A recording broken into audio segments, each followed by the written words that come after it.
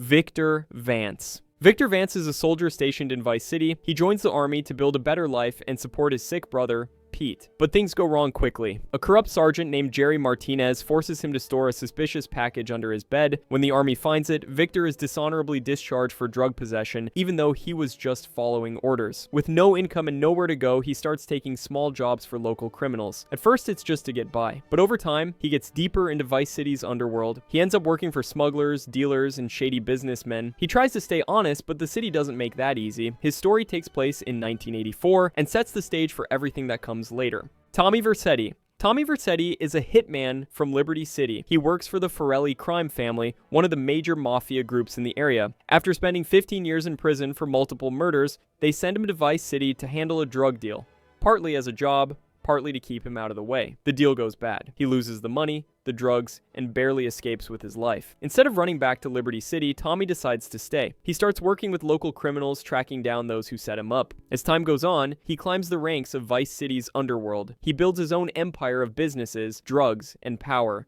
eventually becoming the most feared man in the city. His story happens in 1986 during the height of Vice City's chaos. Carl Johnson. CJ is from Los Santos, part of the Grove Street families. After his brother blames him for their older brother's death, CJ leaves the city and starts a new life in Liberty City. 5 years later, his mother is killed in a drive-by shooting. He returns home for the funeral and finds everything worse than before. His family is broken, his gang has lost power, and rival gangs now control the streets. At first, he helps with small jobs to rebuild Grove Street, but the deeper he gets, the more control he gains. He starts taking over neighborhoods, buying businesses, and expanding his influence beyond Los Santos. Eventually, CJ finds himself working with government agents, robbing casinos, and even stealing a jetpack from a secret military base. His story takes place in 1992 and shows how someone can go from nothing to running almost everything. Toni Cipriani. Toni works for the Leone family, one of the most powerful mafia groups in Liberty City. After killing someone for the mob, he goes into hiding for a few years. When he finally returns in 1998, he expects respect and a higher position. But things have changed. The city is unstable, and Toni has to start from the bottom again. Nobody takes him seriously, not his enemies, not his allies, not even his own mother. Determined to prove himself, he takes on every dirty job he's offered. He fights rival gangs, cleans up internal corruption, and helps the Leone family expand their territory. Along the way, he deals with betrayal, violence, and a lot of chaos. His story shows the struggle of rebuilding status in a world where loyalty means nothing. Claude.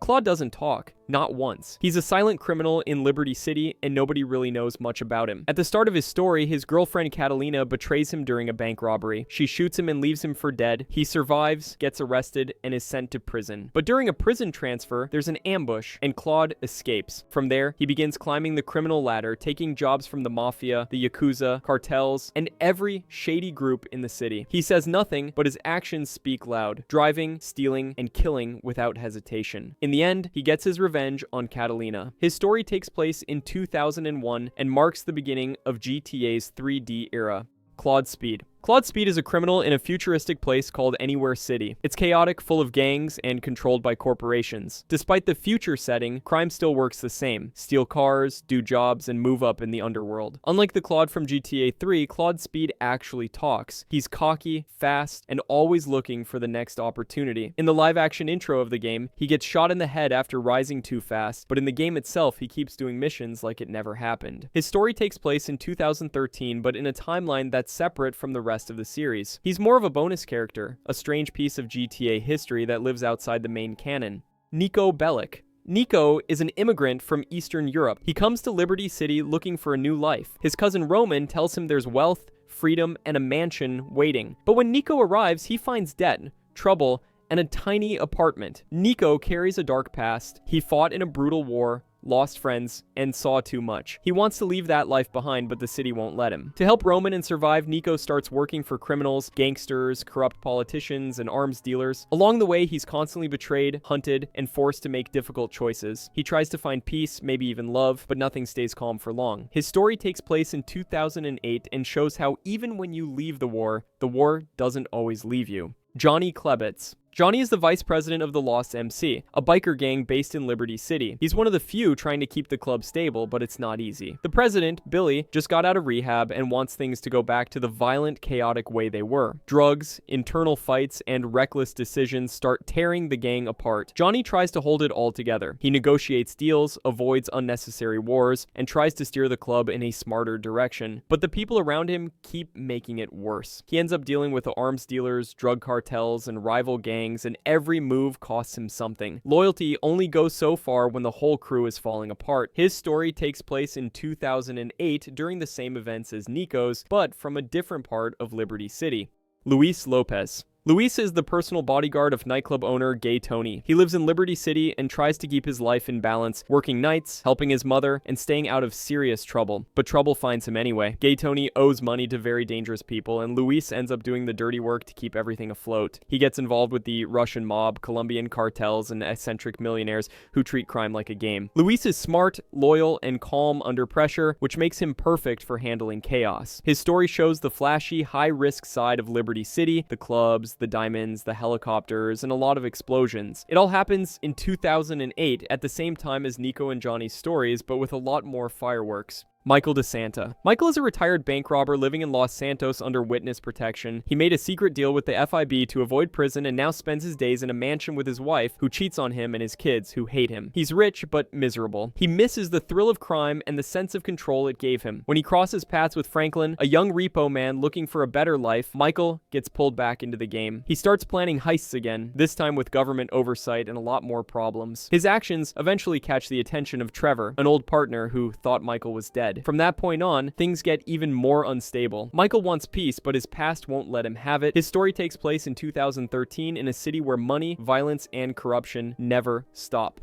Franklin Clinton. Franklin is a young man from South Los Santos who works repossessing cars for a shady dealership. He's smart, ambitious, and tired of living in a neighborhood where no one gets out. He wants something bigger, something that feels like progress. When he crosses paths with Michael during a job, he sees an opportunity. Michael becomes a mentor of sorts, showing Franklin how real money is made through high-level heists. Franklin quickly proves himself. He's calm, focused, and one of the best drivers in the city. But success brings new problems, more dangerous enemies, more difficult choices, and pressure from all sides. He tries to move forward without losing himself in the process. His story takes place in 2013 and shows how someone from the bottom can rise fast if they're willing to play the game.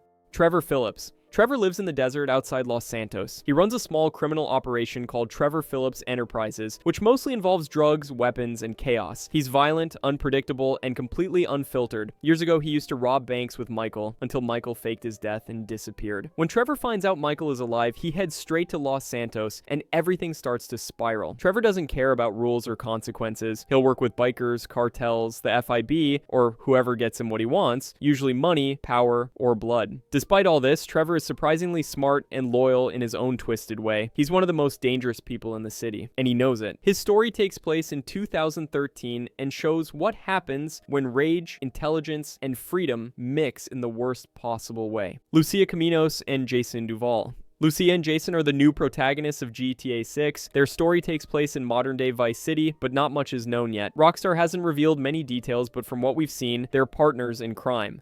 Literally. They rob stores together, run from the cops, and seem to be deeply connected. Some think they're a couple. Others think they're just survivors doing what it takes. Lucía spent time in prison, and Jason seems street smart and loyal. Their world feels more real, more dangerous, and more unpredictable than ever. The only thing we know for sure, this is a new era for Grand Theft Auto.